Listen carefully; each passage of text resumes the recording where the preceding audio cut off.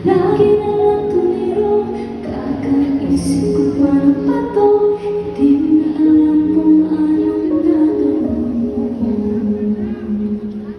Ilang beses nang nasaktan, sugatan, tuloy ka pa bang lalaban?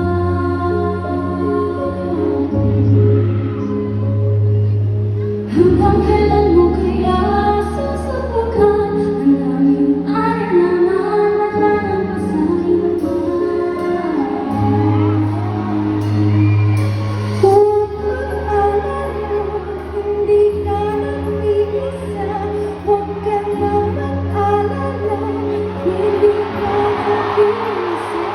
Sa loob ng kalungkutan, hindi kita bibitawan. Sa